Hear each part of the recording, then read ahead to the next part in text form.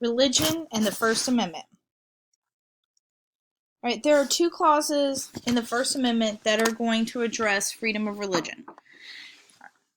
The first one is the Establishment Clause, and the second one is the Free Exercise Clause. Okay, so the Establishment Clause is generally what we consider as a wall of separation between church and state, that the government cannot establish an official religion. And the Free Exercise Clause we associate with being able to practice whatever religion you would like to practice in the United States and not be persecuted for that. Now, these two clauses actually can conflict. For example, not allowing for people to pray openly in schools could actually be preventing someone from freely practicing their religion. But if it's a public school and it gets public money, then there's an entanglement of the church being endorsed in a state-run institution. So when questioning people's, whether it's the establishment of religion or free exercise clause, but people's freedom of religion, the Supreme Court generally has asked this question: do we endorse all religions and allow for everything and be totally inclusive, or are we just going to be completely, ignore religion altogether? And so there's a couple of things just to kind of lay out. The government doesn't tax churches of any kind. This helps the government look like they're not punishing one religion over another. Also, it just keeps the government from being entangled in church business. And we do allow references to God because it is custom tradition and it is something that is considered acceptable in our political culture. So that's why we have "In God We Trust" on our money. Things that are a little, where we have some questions, are things like putting the Ten Commandments outside of a county courthouse building. Is this endorsing, since this is a county courthouse building, is this endorsing the Christian religion? So let's talk about that. Establishment Clause. A lot of the fight of Establishment Clause deals with the fact that when people came to the United States, we came to the United States, or we came to America and the colonies, really seeking religious freedom and being able to practice a religion without having an official religion like the Anglican Church over us. So the meaning of the Establishment Clause is to just not have an official American government religion or an official national church. And a lot of our founding fathers agreed with this idea, even though they're Judeo-Christian. A lot of them were also deists, this idea that God was a clockmaker, that this earth, our humans, they were put on this earth by God, but the God set the clock, wound the clock, and allowed it to move on its own and operate on its own, and God left. So they weren't very religious. Now, if you think about it like this, these were people who were scholars of the Enlightenment, and the whole purpose of the Enlightenment was to say, we don't need a church to tell us how to live. We don't need a dictator or a king to tell us how to live. We, as individuals, can think for ourselves, and we can reason and be rational, so we don't need an overlord, quote unquote, to do it for us. This was definitely what Thomas Jefferson believed. And one of Thomas Jefferson's, the thing that he really the thing that he was most proud of in his career wasn't being president, but it was the fact that he wrote the Virginia Statute of Religious Freedom. And he called for this idea of a wall of separation between church and state, which would prohibit not only favoritism, but any support for religion at all. And that was one of his most proud achievements, is writing the Virginia Statute of Religious Freedom, and basically making sure that when the government operated, it wouldn't be doing so with too much influence from organized religion. This map up here shows you all of the different religions that you will find in the United States. We've seen this map when we're talking about um, political culture and ideology. So it's really hard to establish an official religion in the United States when we have such a variety. A lot of the Establishment Clause fights have been in school. So schools and religion, you here's the key. Teachers cannot pray to you. Teachers cannot read you Bible verses. Adults cannot direct religion to you as students. Because as people who get paid by the state and as adults, we could pressure you to maybe believe, or we could pressure you to do something contrary to your own household or personal religious beliefs. So, prayer and Bible passages. So, in 1962, no teacher led prayer. Engel versus Vital. Then Abington Schools versus Shemp. 1 year later, no Bible passages can be read. And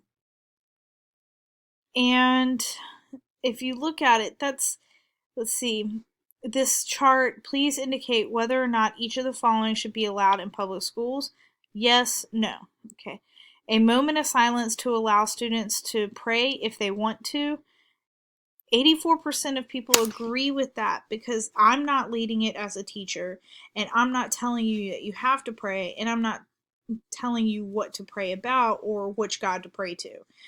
It's just quiet time for you to be reflective, religious, or faithful, whatever you want to do. 56% of people polled believe that a spoken prayer that has not any mention of a specific religion would be okay, but still that's iffy because if you use the word God, that's that not everybody believes in God. Not everybody believes in a Judeo-Christian God. And then a spoken prayer that specifically mentions Jesus Christ, 44% of teens agreed with that. So it's kind of just one of those things where the Supreme Court says instead of endorsing any, we're just going to ignore all. Another thing that comes up with school and religion a lot is funding. Tax money going to parochial or private religious schools. So parochial is a private religious school. In 1971, there's Supreme Court case Lemon versus Kurtzman. The decision in Lemon versus Kurtzman established the Lemon test. The Lemon test basically says this. You can give money, the federal government can give money to a parochial school, but it has to have a secular legislative purpose, which means it can't have a religious purpose. The money cannot go to advance the religion. So you can't buy math books for Jesus. And it can't have the government cannot become excessively entangled with the religion, meaning that the government can't start telling the religious school what to specifically spend the money on. Now, with the confirmation of Secretary of Education Betsy DeVos, one thing that's controversial about her appointment is that she believes in this idea of vouchers. Vouchers are basically coupons that you can use to pay for tuition at a religious school. Especially if your public school in your district is failing, like they're not doing well on their SOLs. In Zellman versus Simmons Harris, 2002, the Supreme Court said that this is fine. They upheld a program that provided families in Cleveland, Ohio, with coupons or vouchers that could be used to help assist in paying the tuition at religious schools. So the government, since they couldn't fund really decent public schools that were able to educate students to the point where they could pass a standardized test, you could get a tax break or a tax coupon, or actual, maybe it would be even subsidies at some point, or actually tax dollars for paying tuition at a private school. All right, free exercise is the second clause. Free exercise basically says you can't be stopped from practicing your religion. Now, this is within reason, because if your religious beliefs clash with society's values or society's laws, then you're going to have some problems. So, for example, if part of your religious belief is to steal your neighbor's cats and sacrifice them to your god of the trees or whatever, that's not cool. You can't do that. Because, one, you can't steal to practice your religion. That's a violation of law. And you can't steal from your neighbor, like their cat. And you can't participate in animal cruelty. So we do have to balance the practicing of religion with protecting other people's rights. Some cases dealing with free exercise clause: Yoder versus Wisconsin. It's a case about Amish kids who wanted to be able to drop out of school in 8th grade without having to get punished by the government, because government has compulsory education, meaning that you have to go to school, and you can't drop out until you're 16 or 17 or something like that. But the Amish argued that it was a violation of practicing the religion and that 8th grade education is enough. And the Supreme Court agreed. The city of Hialeah versus the Church of Lukemi Babalui. The Church of Lukemi Babalui is a Santeria church in South Florida where there is a large contingency of Haitians, and they were sacrificing pigs, like kind of in the middle of the city, and people were listening to pig squealing and stuff like that. And the city of Hialeah was like, y'all got to move out a little bit more into the rural areas if y'all are going to be slaughtering pigs. And the Supreme Court agreed with that decision, saying that you can slaughter pigs. We're not telling you can't slaughter pigs, but you can't allow for the screaming of slaughtered pigs to be going on, um, in the middle of the city center, because you are actually violating people's right to have peace and quiet at some point. Employment Division versus Smith.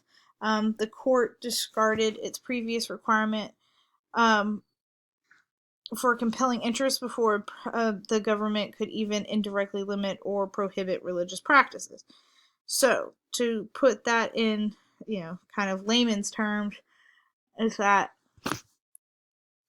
Employment Division, what was going on is, I'm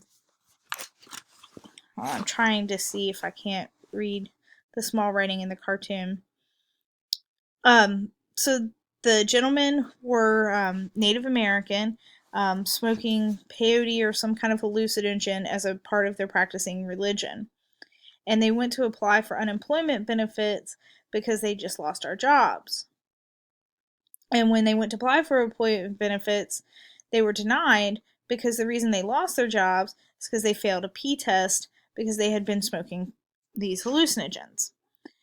And then, so they argued that that was a practicing of their religion. That's how they practiced their religion. That it was on a reservation. And it was a part of a ceremony in their Native American church. And the Supreme Court essentially just kicked it back to Oregon.